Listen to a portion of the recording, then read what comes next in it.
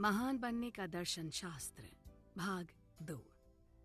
नमस्कार दोस्तों, मैं हूं आपके साथ पल्लवी और बात हो रही है दुनिया भर में मशहूर लेखक रॉबिन शर्मा की किताब द 5 AM क्लब के सारांश की। आइए जानते हैं कि उस मन मोह लेने वाले दार्शनिक और गुरु की सभा में आगे क्या हुआ। उनकी आवाज या आखिरी शब्द बोलते हुए लरजने लगी। ऐसा लगा मानो वो सांस लेने की भरपूर कोशिश कर रहे हों और उनके चेहरे पर पसीना और परेशानी के भाव साफ दिखने लगे। वो बड़ी सावधानी से पास में रखी हुई कुर्सी पर बैठने की कोशिश करने लगे। उन्होंने बोलना जारी रखा। हाँ, मैं जानता हूं कि यहाँ मौजूद बहुत सारे लोग ऐसे भी हैं जो आज अपनी मर्जी का जीवन जी रहे हैं। आप लोग भाग्यशाली हैं जो सफलता की ऊंचाइयों को छू रहे हैं। आप सब बधाई के पात्र हैं। लेकिन ये भी सच है कि आप लोगों ने निराशा के गहरे अंधेरे भी महसूस किए हैं। आप लोग भी दुखी होकर टूटे हैं, बिखरे हैं। आप लोगों ने भी अपने बचपन के कई सपनों को चूर होते देखा है, अपनों से धोखा खाया है, दिलों को टूटता हुआ पाया है। लेकिन याद रहे, आप इस समय अपने जीवन के जिस भी पड़ाव पर हों, अपने अधूरे और तकलीफ देह इतिहास के कारण अपने आने वाले अच्छे दिनों की चमक को कम मत होने दीजिएगा। आपको जितना लग रहा है आप उससे कहीं ज्यादा शक्तिशाली हैं और इसीलिए नई सफलताएं और ढेरों दुआएं आपकी तरफ आ रही हैं। आप इस समय ठीक उसी जगह पर हैं जहां आपको अपने विकास के कारण होना चाहिए। आपकी अथाह मेहनत और लगन का ही नतीजा है जो आज आप इस धन संपदा और सुख के साथ जी रहे हैं। इस पल कुछ भी गलत नहीं है। जिनके जीवन में सब कुछ ठीक चल रहा हो उनके लिए भी, और जिनका जीवन चूर चूर होकर बिखरने की कगार पर हो उनके लिए भी। मेरा संदेश बस इतना है, अपने डर से अधिक अपनी आस्था पर भरोसा रखें। सच तो यह है कि अब तक आपके जीवन में जितनी भी चुनौतियां आई हों या जितने भी विषैले लोगों से आप मिले हों, उनकी वजह से ही आप आज इस स्थान पर पहुंचने में सक्षम हुए हैं। ये वो पाठ हैं जिन्हें पढ़कर आपने अपने अंदर की शक्तियों को विकसित किया है। अब तक घटी कोई भी घटना संयोग नहीं थी। उनके पीछे आपके लिए कोई ना कोई अच्छाई छुपी थी। ऐसा कहते कहते वो गुरु एक बार फिर एक गहरी सांस खींचकर उस लकड़ी की कुर्सी पर बैठ गए, पर उनका भाषण चलता रहा। हमने अपने आसपास सौम्यता के नाम पर कमजोर पड़ जाने वाले लोगों की भीड़ इकट्ठा कर रखी है। ऐसे लोग जीवन में हल्की सी कठिनाई पाकर भाग खड़े होते हैं, परेशानियों के आगे झट से आत्मसमर्पण कर देते हैं और अपनी आकांक्षाओं को आसानी से त्याग देते हैं। ऐसे नाजुक लोग खुद से किया हुआ अपना वादा भी नहीं निभा पाते। यकीन मानिए, सख्ती अच्छी होती है, परेशानियां बहुत जरूरी, और चुनौतियों को यदि आप आगे बढ़ने की ललकार मानेंगे तभी आप महान बन पाएंगे। अपने आप को सीमित ना करें, किसी बंधन में न बांधें और राह में आने वाली हर तकलीफ से आगे बढ़ने की प्रेरणा लें। और अचानक ऐसी ऊर्जा से भरी प्रेरणादायी बातें करते करते वो हिलने लगे और फिर जोर जोर से खांसने लगे। ऐसा लगा जैसे उनका अपने ऊपर कोई नियंत्रण ही ना रहा हो। ऐसे में उनकी ही टीम के एक व्यक्ति ने तेजी से उनकी तरफ बढ़ने की कोशिश की। मंच की लाइट पहले मध्यम हुई और फिर पूरी तरह से बुझ गई। कुछ लोग जो मंच के नजदीक बैठे थे खड़े होकर देखने लगे। उन्हें समझ ही नहीं आ रहा था कि अचानक ये सब क्या हुआ। सभी के चेहरे पर हैरानी और चिंता के भाव थे।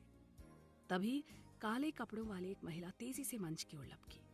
उनके हाथ में एक फोन था और दूसरे हाथ में एक नोटबुक। चारों ओर सन्नाटा पसरा था और उनकी लाल रंग की सैंडल से टक टक की तेज आवाज पूरे हॉल में गूंज रही थी। लेकिन उन्हें मंच तक पहुंचने में बहुत देर हो गई थी। उस महान दार्शनिक का शरीर मंच पर ऐसे पड़ा था जैसे अखाड़े में पस्त हो जाने के बाद कोई खिलाड़ी पड़ा हो, बिल्कुल निश्चल।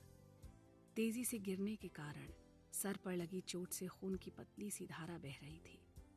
पास ही उनका चश्मा पड़ा था और हाथ में वो रेशमी रुमाल अभी भी था।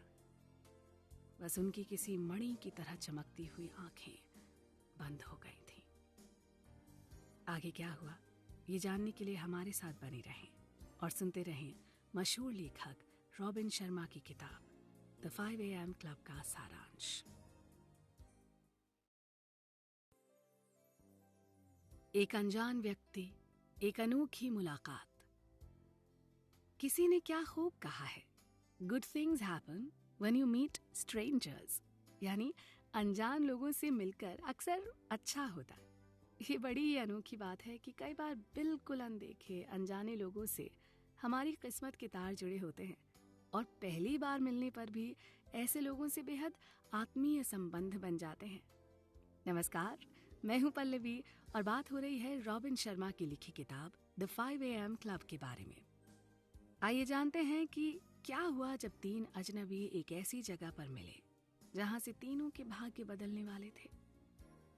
उस महिला उद्यमी ने सबसे झूठ कहा था जब वो बोली कि उस सभागार में आने का उनका कारण सिर्फ इतना है कि वो मंत्रमुग्ध कर देने वाले इस वक्ता को केवल एक बार सुनना और परखना चाहती थीं कि क्या वाकई में उनकी बातों में वो प्रभाव और जादू है जैसा लोग बताते हैं। और अगर ये सच है तो शायद इस गुरु की बात सुनकर वो अपने प्रतिद्वंद्वियों से आगे निकलने के कुछ अचूक उपाय सीख सके। उन्होंने हंसते हुए कहा कि क्या पता, यहाँ से सीख हासिल करके वो अपने बिजनेस को सफलता की ऊंचाइयों पर ले जाने का अपना सपना पूरा कर सके।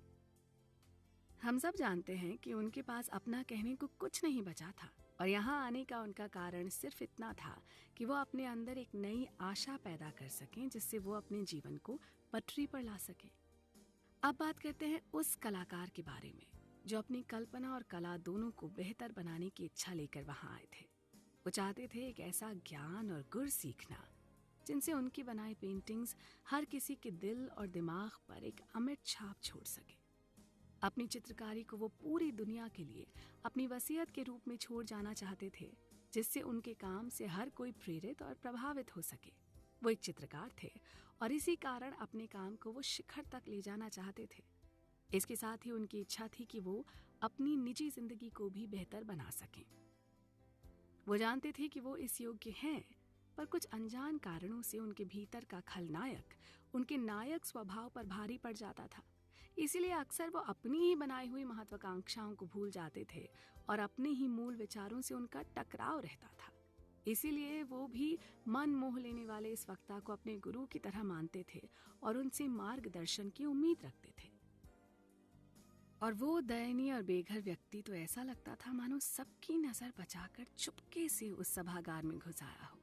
उसके माथे पर दाईं आंख के ऊपर एक लंबा सा निशान था और लंबी डरावनी सी दाढ़ी में काले सफेद बालों का मिश्रण था। गले में रंगीन मोतियों की माला थी जैसे भारतीय पुजारी मंदिरों में पहनते हैं। कुल मिलाकर बड़ा ही विचित्र दिखने वाला व्यक्ति। और तभी उसने पीछे से आवाज लगाई, हेलो हेलो, जरा सुनिए सुनिए ना। महिला उद्यमी और चित्रकार दोनों आसपास बैठे थे। उस दिन वो दोनों पहली बार मिले थे। सभागार अभी पूरी तरह से खाली नहीं हुआ था। स्टेज उतारा जा रहा था, सफाई का काम चल रहा था, दूर कहीं एक सुखद सा म्यूजिक बज रहा था। तभी इस आवाज को सुनकर दोनों ने एक साथ मुड़कर पीछे देखा। रंग उड़े हुए पुराने कपड़े, चेहरा मानो हफ्तों से धोया नहीं गया हो, बढ़े हुए बाल, बढ़ी हुई दाढ़ी। उस आदमी को देखकर साफ लगता था मानो वो वर्षों से सड़क पर बिना घर बार के गरीबी और बदहाली का जीवन बिता रहा हो। पर उसकी आवाज में एक अलग ही रौब दाब वाला आधिकारिक भाव था। उसकी आंखों में जंगल के राजा जैसा आत्मविश्वास और हैरान कर देने वाली चमक थी। जी कहिए, चित्रकार ने पूछा। वो बेघर आदमी कुर्सियों की कतारों के बीच से जगह बनाता हुआ आगे आया और फुसफुसा कर बोला, क्या लगता है गुरु टपक गया? नहीं नहीं, ऐसा होना तो नहीं चाहिए, चित्रकार ने जवाब दिया। ईश्वर ना करे ऐसा हो, महिला ने भी कहा। और यूं उन तीनों के बीच बातचीत का सिलसिला शुरू हो गया।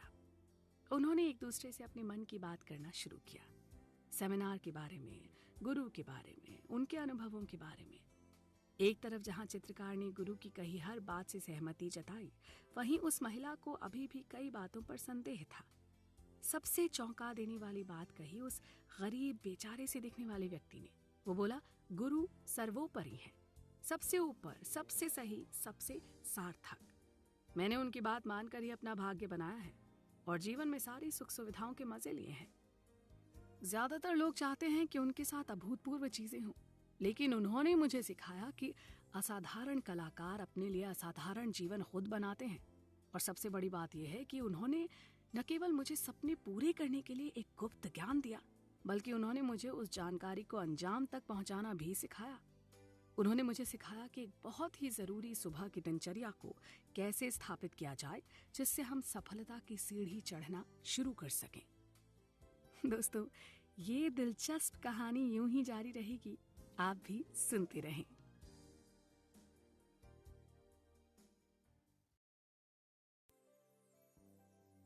सुबह का सम्मान करें। नमस्कार दोस्तों, बात हो रही है रॉबिन शर्मा की विश्व विख्यात किताब द 5 AM क्लब के बारे में।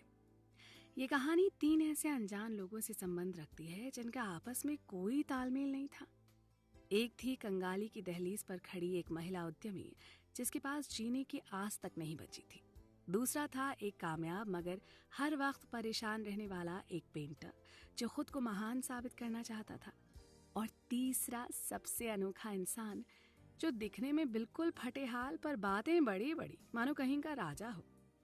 मैं हूं आपके साथ पल्लवी, और चलिए कहानी को आगे बढ़ाते हैं। उस बेघर और फटेहाल आदमी ने सुबह 5 बजे उठने के नियम का बखान करना शुरू किया।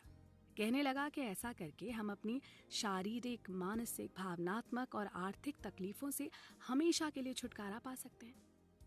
पेंटर की तरफ देखकर वो बोला कि उसके ज्यूरिक वाले घर में कई सारी महंगी और कलात्मक पेंटिंग्स टंगी हैं। उसका घर भी बेहद उम्दा और महंगी जगह पर बना है। उसे सिर्फ कीमती चीजों का ही शौक है। वो हमेशा सबसे अच्छी और महंगी जगह पर निवेश करता है, महंगा खाना खाता है, महंगे कपड़े, घड़ी और कार खरीदता है, और सिर्फ